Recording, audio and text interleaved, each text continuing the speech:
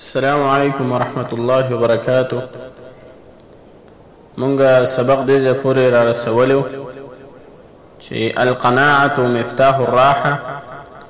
قناعت دا د راحت او د سکون چابي ده. نو دین وروسته بیا صاحب کتاب لیکلی دی الصبر مفتاح الفرج.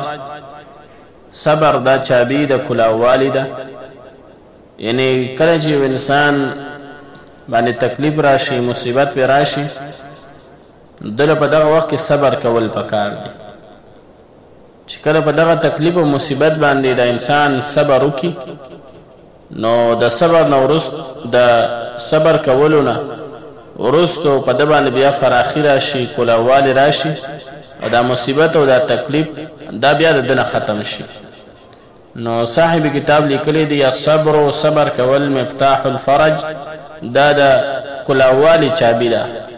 فرجون دا مصدر دی او دا جامد په معنی کې هم استعمالیږي. دا د دوو سیزونو په درمیان کې کوم خلل وي هغې ته فرج ویل کېږي، او یا په دیوال کې چود راشي نو هغې ته هم فرج ویل کېږي. نو صبر دا د کلاوالی چابی ده. بیا بل خبره کړې ده النقد خیر من النسیه. نقد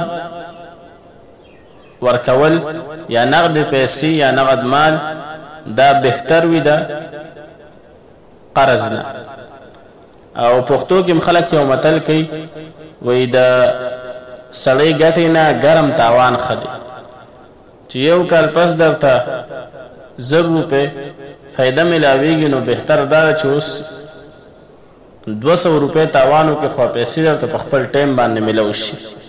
نو پښتو کې خلک متل کوي دا سړی ګټې نه ګرم تاوان ښه دی. نو النقد خیر من النسیه، نقد چې څوک درکوي هغه د قرض نه هغه بهتر دی. یو کس دی هغه ته مثلا ستا پیسې دي، یا بل یو کس دی ته د هغه نه قرض غواړي، هغه وایي چې زه به یو میاشت پس تاله 15,000 روپۍ قرض درکړم، او یې که 4,000 دې پکار نو اوس واله. نو ته ورته چې نه زه یو میاشت پس به 15,000 راکړي. یو میاشت پس پته نه لګي یا به د هغه سره یا به نه، یا به ستا هغه وخت کې پکار وي یا نه. بهتر دا چې په دغه موقع د نقد ترې راواخلي. نو دا نقد پیسې اخیستل دا د قرض نه بهتر دی. نو النقد خیر من النسیه، نقد دا بهتر دی د قرض نه. الجاهل يرضى عن نفسه، جاهل انسان د خپل نفس نه خوشحاليږي.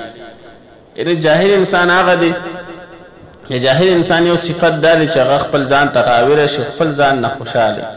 بس کوم صفاتونه پکې نو بس چې هغه کله اوري په هغې باندې خوشحاليږي. او بیا وروستو صاحب کتاب لیکي السعید من وعد بغیره.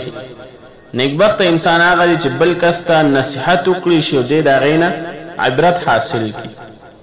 او بدبخت انسان هغه دی چې هغه ته په خپله نصیحت وکړي شي. د دې مثال داسې دی، مثلا په کلاس کې یو 2 طلبه کرام دي، نو یو په هغې کې داسې دی چې هغه سبق نه یادي، او استاد هغه نه سبق وروي، هغه له سبق نه ورځي، نو استاد ورله سزا ورکړي او ډېر شي خبرې ورته وکړي، نصیحت هم ورته وکړي. نو دته نصیحت وکړې شو، د په نفس باندې سزا ورته ملو شو، دته نصیحت وکړې شو.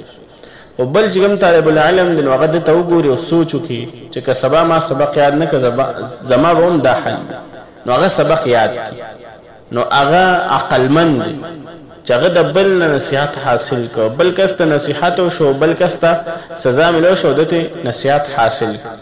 نو عقلمند هغه دی چې بل چاته نصیحت وکړي شي او دې د هغې نه عبرت حاصل کړي. السعید من وعد بغیره، سعید انسان نیکبخت انسان هغه دی چې بل چاته نصیحت وکړي شي هغه ته عبرت حاصل کړي.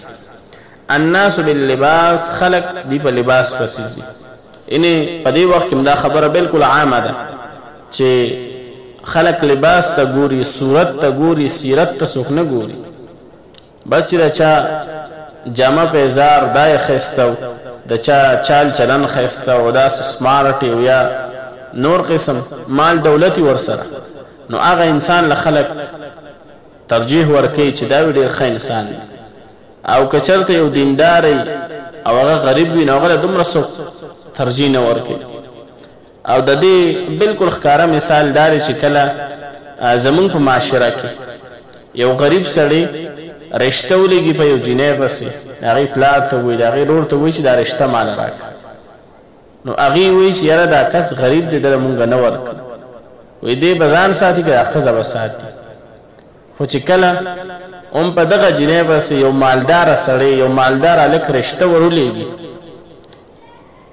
اگر که دا مالداره سړی ګناهګار مې ګیره مخر یو نور ګناهونه هم کوي، تر دې پورې چې هغه شراب وڅښي، غټ غټ ګناهونه کوي، نو هغه کور والا راولګي وایي زه د سره به رشته وکړي، الله به هدایت ورکړي وله، وایي چې د سره مونږ رشته وکړو نو زه ټیک به شي. نو چې الله رب العالمین دغه مالدار ته هدایت کولی شي، نو الله رب العالمین ولې د غریب له مال نشي ورکولی. خو نن سبا صرف او صرف په لباس پسې خلک دي، نو ځکه صاحب کتاب لیکلی دی الناس باللباس، خلک په لباس پسې روان دي. او بل خبره دا کړی ده الناس علی دین ملوکهم، خلک د خپلو بادشاهانو په دین باندې روان دي.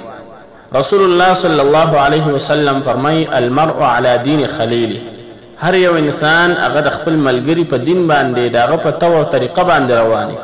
فلینظر احدکم من یخالف، په تاسو کې هر یو کس وګوري چې هغه د چا سره ملګرتیا کوي، د چا سره دوستانه کوي، او د هغې په مطابق باندې دا خبره دا بالکل صحیح ده. الناس علی دین ملوکهم، عام خلق دینه مراد دي چې هغې د بادشاهانو په دین باندې رواني، بس چې بادشاهان ورته څه وایي نو په هغې پسې ور رواني. نو الصبر مفتاح الفرج، صبر دا چابي دا کلاوالي ده.